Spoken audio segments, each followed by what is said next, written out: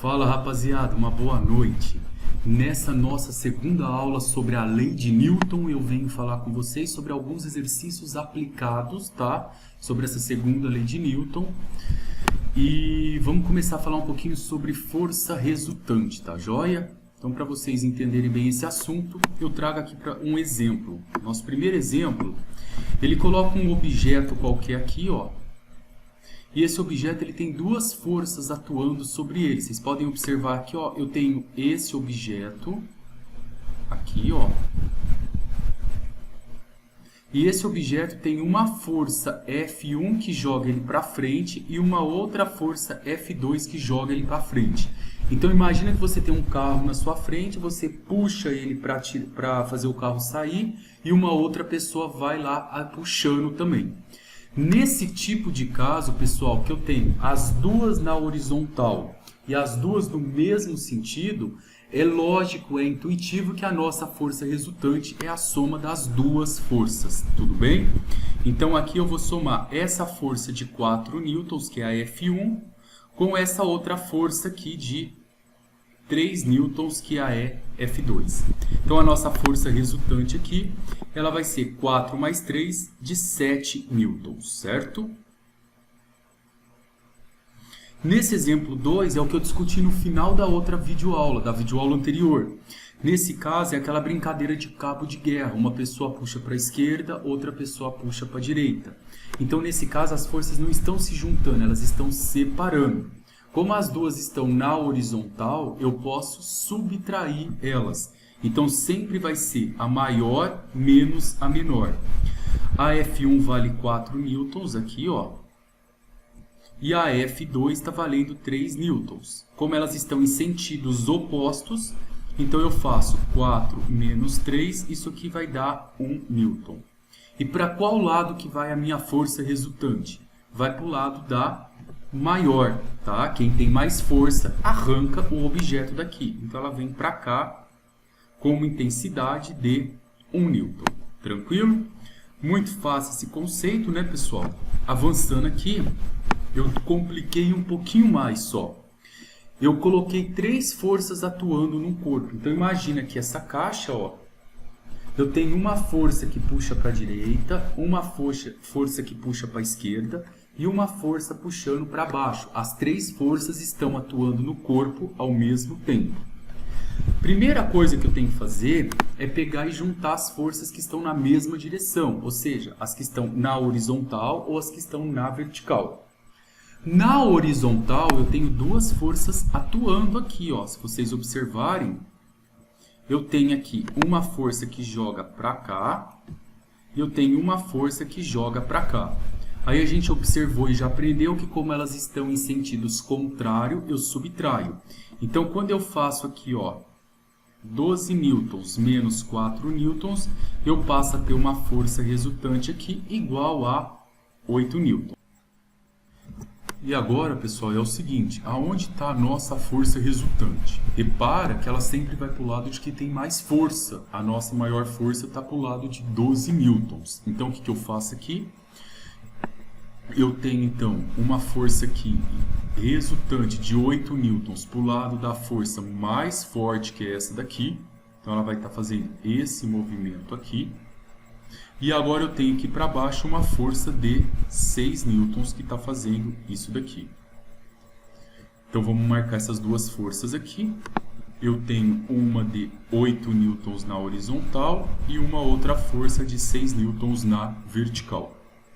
Aí toma muito cuidado aí na sua casa para você não achar que a força resultante é 8 menos 6 igual a 2.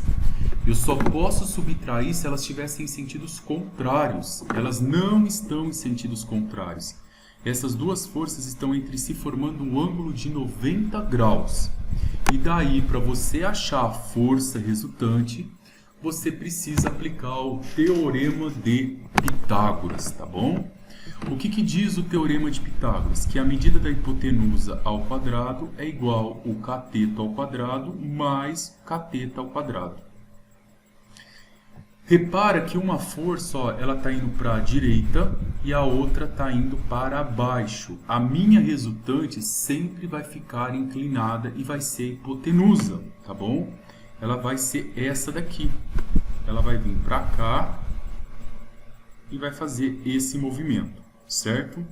Então aqui, se vocês observarem, pessoal, eu tenho um triângulo, ó. Esse aqui vai ser o nosso triângulo.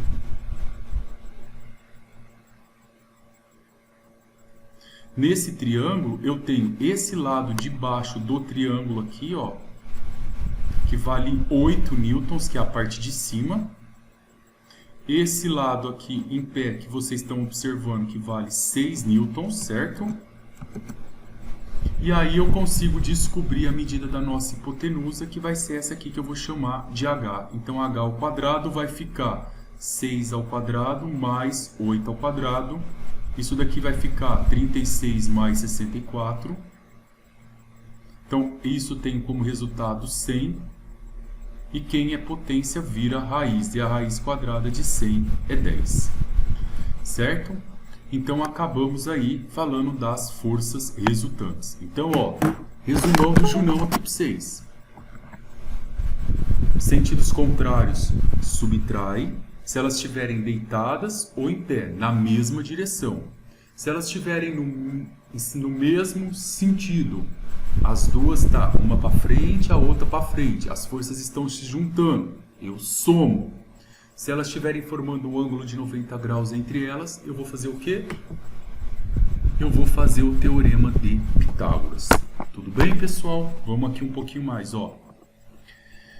Exercício aplicado 4. Eu tenho 82 quilos. A gente costuma falar que o meu peso é de 82 quilos, mas na verdade, pessoal, é a nossa massa que tem 82 quilos, unidade de massa, certo? E eu quero saber agora qual é a força peso. Para vocês sempre usarem, a gente agora vai trabalhar mudando a letra do alfabeto, uma simbologia nova. Sempre que eu estiver falando que alguma coisa tem a influência da gravidade, eu vou colocar, em vez de F de força, eu vou colocar um P, que vai ser força-peso. E como ela é da gravidade, em vez de eu pôr A de aceleração, eu vou colocar um G para usar a aceleração da gravidade. Se eu adotar a aceleração da gravidade como 10 metros por segundo ao quadrado, então eu tenho que dizer que a minha força-peso vai ser a massa de 82 vezes 10. Isso vai dar como resultado 820. E lembra que a unidade de medida da força é newtons.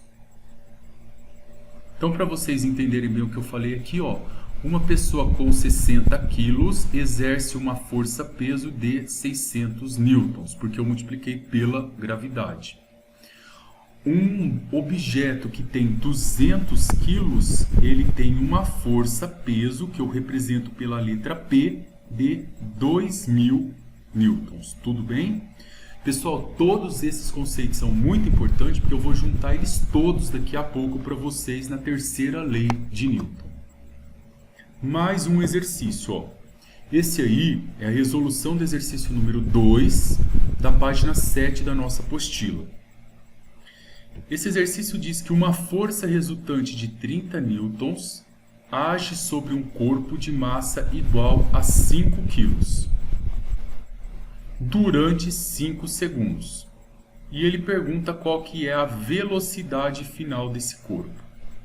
Então vamos pegar a primeira informação que nós temos aqui, ó. Força de 30 newtons. Eu sei que eu tenho uma força de 30 newtons agindo em um corpo que tem 5 kg, então a massa desse corpo aqui é de 5 kg.